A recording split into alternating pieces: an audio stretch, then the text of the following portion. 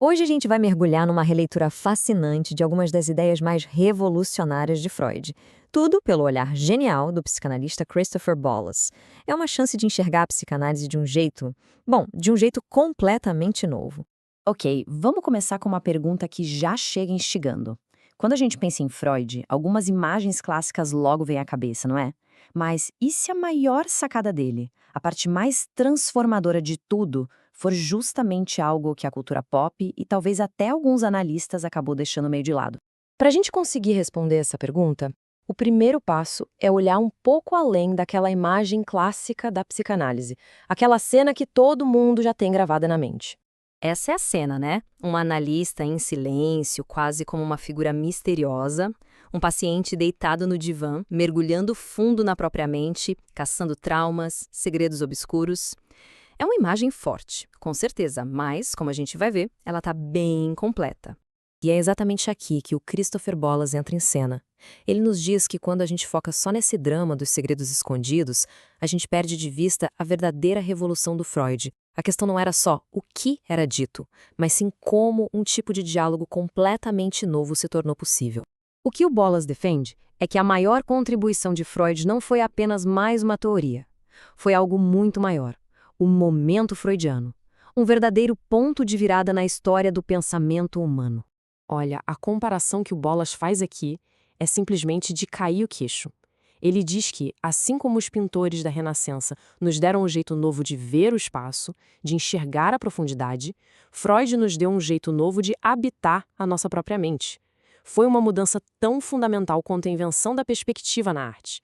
Pensa só nisso. Então, o ponto central é este. O momento freudiano, a resposta a uma busca que durou milênios. Sério, desde os sumérios que procuravam um intérprete para os seus sonhos, a humanidade sempre quis ter um método, um caminho seguro, onde uma mente pudesse ajudar a outra a entender o caos que é a vida psíquica. Freud não inventou essa necessidade, mas ele inventou o processo. E olha, é desse processo que nasceram muitas das terapias que a gente vê por aí hoje. E o coração desse processo todo não é nenhuma teoria super complexa. É algo mais radical, uma forma totalmente nova de escutar. Bollas chama isso de a dupla freudiana. E isso não é só uma conversa, não. É o que ele chama de uma relação de objeto inédita. Ou seja, uma forma de interagir com regras únicas e papéis bem surpreendentes para cada um dos envolvidos. E aqui, as regras do jogo são bem diferentes do que a gente imagina. A tarefa do paciente não é confessar grandes segredos, mas sim falar do dia a dia, do trivial, daquilo que parece não ter importância nenhuma. Já a tarefa do analista é ainda mais radical. Ele tem que deixar de lado a memória, as expectativas, o pensamento consciente. É uma entrega total dos dois a um processo que ninguém sabe onde vai dar.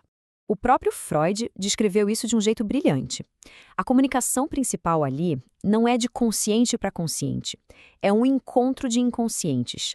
O analista, nas palavras de Freud, se torna um tipo de órgão receptor para o inconsciente de quem está ali no divã.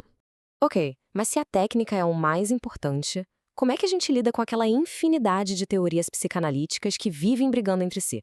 Para isso, o Bollas oferece uma solução super elegante: o pluralismo. Para Bollas, as teorias não são dogmas rivais, de jeito nenhum. Elas são como sentidos diferentes. A teoria da Melanie Klein nos dá olhos para enxergar certas dinâmicas. A do Lacan, ouvidos para escutar a estrutura da linguagem. A do Winnicott, o tato, para sentir o clima da relação. Cada uma é, na verdade, uma ferramenta de percepção. Então, a conclusão é bem lógica, né? Um analista não deveria se prender a um sentido só. Quanto mais teorias ele domina, mais rica e mais completa vai ser sua capacidade de perceber o que está rolando na sessão. A ideia é expandir a percepção e não ser fiel a uma única escola. Certo. Se o analista precisa de múltiplos sentidos para perceber a mente, o que exatamente ele está percebendo? E isso nos leva à metáfora central do Bollas para descrever a riqueza da vida inconsciente. Bollas nos convida a imaginar o inconsciente não como um porão escuro e empoeirado, mas como uma sinfonia. Um espaço de uma criatividade imensa, com várias camadas de som acontecendo ao mesmo tempo. Um lugar que está sempre compondo. E essa sinfonia se desenrola em dois eixos. O eixo horizontal é a melodia, sabe? A história que vai sendo contada com o tempo, a sequência de pensamentos. Mas, a cada instante, existe também o eixo vertical, Uma harmonia complexa de diferentes formas de expressão acontecendo, tudo ao mesmo tempo. E quais são os instrumentos dessa orquestra? Bom, tem a linguagem, com a sua narrativa, tem o sônico, que é o tom de voz, o ritmo da fala, o silêncio, tem o corpo, com gestos, a postura, e tem o relacional, que é a forma como o paciente usa a presença do analista. Tudo isso toca junto, criando a textura riquíssima da sessão. Bom, depois de ver tudo isso, essa nova perspectiva nos leva a uma pergunta fundamental. O que significa, então, escutar de verdade? Aqui está a grande virada de chave. A mente não é um arquivo passivo de dor. Ela é um processo ativo, uma fábrica de pensamento, como o próprio Freud disse. Ela está o tempo todo tecendo combinações infinitas. O trabalho do analista não é só escavar o passado, mas escutar a composição que está acontecendo agora.